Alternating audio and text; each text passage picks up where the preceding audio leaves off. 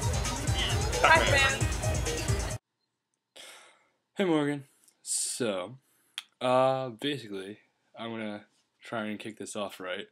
And so my idea for our first thing was I've been thinking a lot about like phobias or fears that I've had over time, and some of them still exist, and some of them not so much. But my first thought, kind of corresponding to our whole Earth Day celebration, is my biggest fear still is styrofoam, which I know I've told you about, but basically it's the creepiest thing ever.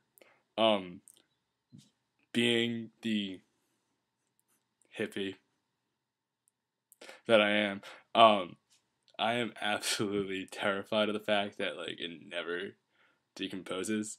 Like it scares me that if you buried it in the ground and I dug it up like 100 years later, it would still be a styrofoam cup or whatever it was. That's not okay at all. Furthermore, um, the sound it makes is just like I can't deal with it.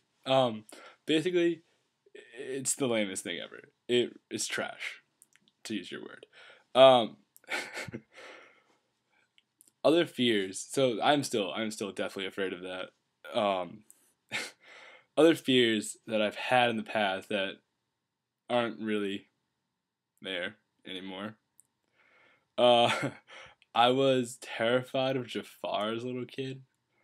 Not because of the movies, but my family went to Disney World when I was really really little, and while we were there, I was of course like I was like 3, 4, 5, whatever, and we took pictures with all the characters, of course.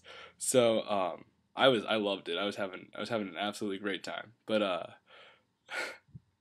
I went and I took a picture with Jafar, and he took a picture with him, and then right after I took a picture with him, he had like that cape on, right, and he just put the cape around me, and walked away with me. It's like I'm like this 3-year-old kid getting like kidnapped by Jafar, and I was so scared. I didn't know what to do. Um, yeah, so I mean, for a long time, I couldn't deal with that. I would like watch the movies and be like, he tried to steal me. He's a real person. He tried to steal me. It's crazy. Um, my last fear that I can think of right now is I used to be really afraid of Thomas the Tank Engine, which is really weird. But it wasn't really even a fear so much. It's just like he used to just make me really sad because, again, when I was little, I had a Thomas the Tank Engine kite, and I guess I'm also afraid of kites now too. Now that I think about it, um, and I used to fly this kite all the time, and it used to be great. And flying kites, good times, good times. So we used to go to this soccer field, or I call it a football field, but whatever. We're in America, so it's a soccer field. And I used to go to it, and it's like near my house. And we used to go fly kites there because it was a big open field, good place to fly kites. And it was a really like stormy day, and I wasn't a very large child, and the kite was kind of dragging me around a bit. So I'm just trying to control this thing. I can't do it, but I made an effort. And as I'm running, I run into the goalpost.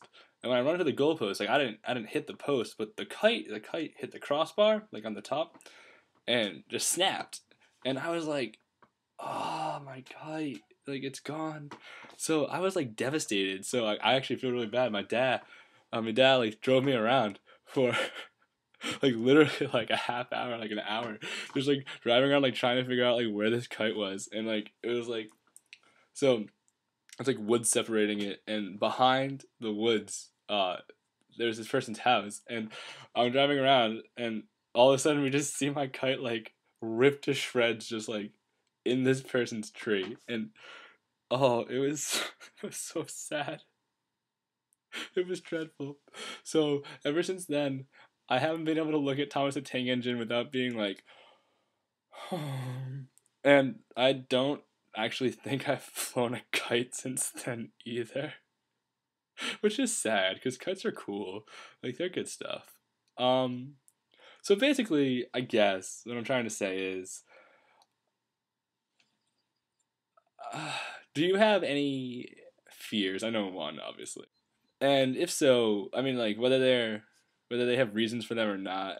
If you can share the reasons, that's fine. If not, then I mean that happens too. So that's cool.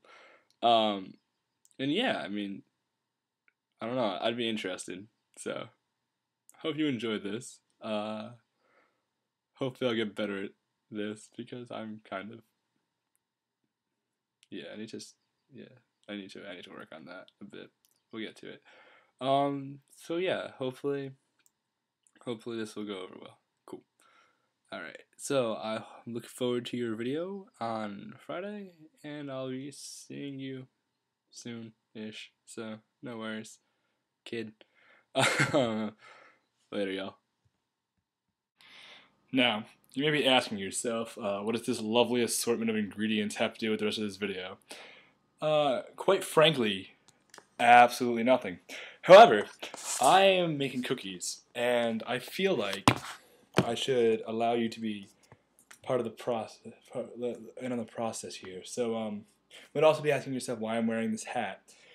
And to answer your question, first of all, we have a mutual friend, guess who happens to like this hat, even though I think it makes me look like a homeless person.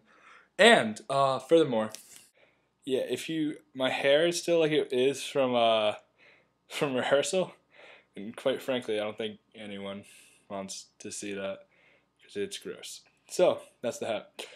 Basically, hopefully, I'll be continuing to show process of these cookies as they go along. So yeah, we'll see how it goes. All right. We have dough. So now I just need to chill this for a couple hours, and then we can start rolling it out and making some cookies.